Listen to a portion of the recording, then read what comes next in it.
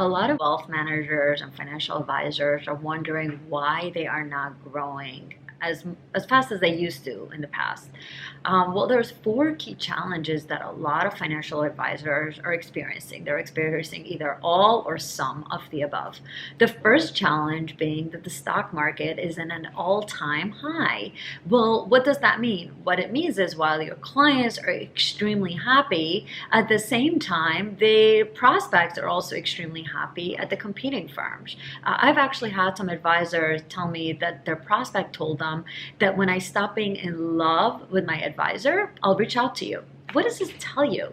It's telling me that investors these days are almost like in a marriage, in a really loving and happy marriage with their existing advisor. And by you coming and pitching to them, the traditional method of pitching or talking about anything, financial planning, their financial goals, you're almost trying to make them cheat on their spouse or to actually break up a loving marriage. And it is an extremely difficult road to go down.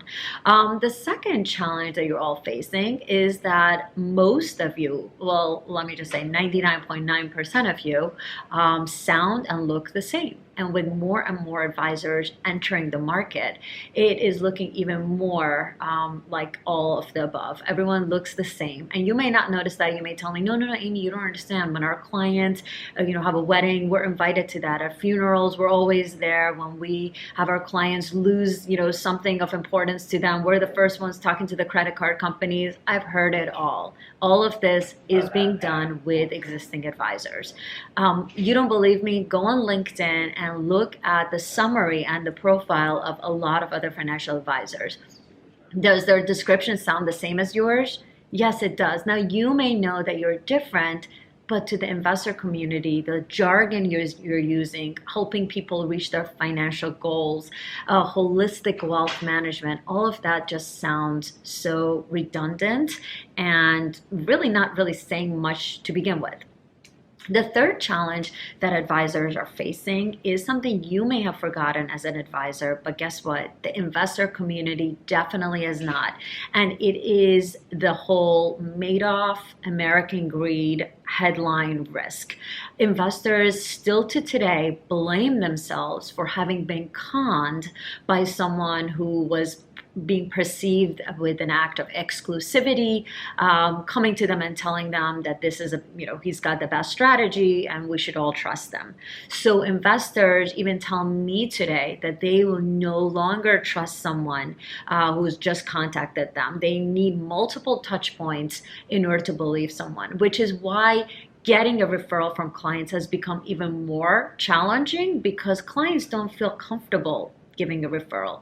Combine that with other headline risks like North Korea, terrorism, all the uncertainties coming out of Washington. It is causing a lot of friction with investors who are already happy. So they're happy and they're frozen, makes your life very difficult as you're trying to grow your practice. And then the fourth massive challenge is something we're all dealing with. It's the end of 2017, entering 18.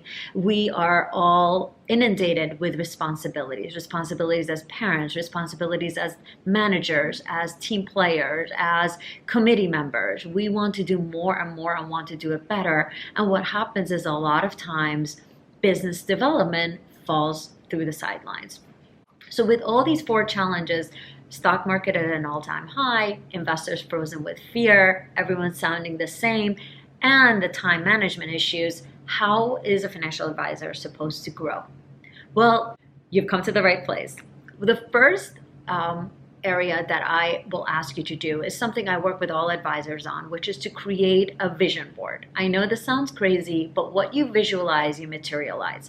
I need you to write down, identical to the penny, what is the amount that you want to bring in by the end of 2018. And I really want you to divide that into how many accounts that would be, how many meetings that would mean you need to have based on your close ratio, how many leads you need to have based on the meetings that you're about to get, and break that down into months, quarters, and share that information with your team so you're all on the same page. Then also print out pictures of what will that look like once I'm able to achieve it. So that will carve away your time management issue because nothing else will be a priority if you have a goal that you're trying to achieve.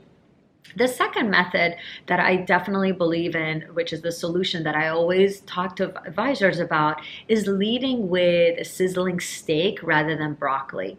What I mean by this, a lot of times advisors lead with prospects on what they believe the investor needs. And it's almost like telling someone you need to go to the dentist. We all know we need to go to the dentist. We all know we need to eat our broccoli, but it is a very uninspiring and uninteresting and 0% sense of urgency unless there's massive pain. So it makes the sales process very difficult for wealth managers and advisors. At the same time, if you were to sell me a nice sizzling steak, that would be very enticing to me and it wouldn't really require too much thinking. So I always recommend to advisors, for each prospect you're thinking about, think the following three questions. One, what gets this person up in the morning? This specific person. Put on your FBI detective hat.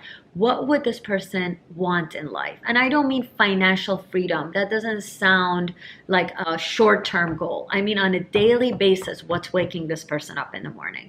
And then think to yourself, what keeps this person up at night? And I don't mean their legacy planning or, what happens to their children if they get hit by a bus. Everyone's worried about that, but it doesn't keep them up at night. There's got to be more immediate things that's keeping them up at night. And then the third question you should ask yourself is, well, given those first two, what can I do as an advisor to help them to address that? And what would be my sizzling steak that would lead me in so that I could address their needs and then build the trust with them to slowly convert them to becoming my client? With that, there's multiple ways that we could be of help to you. And if you don't know exactly what is your sizzling steak and how to apply that to various client and prospect scenarios, make sure you're reaching out to us.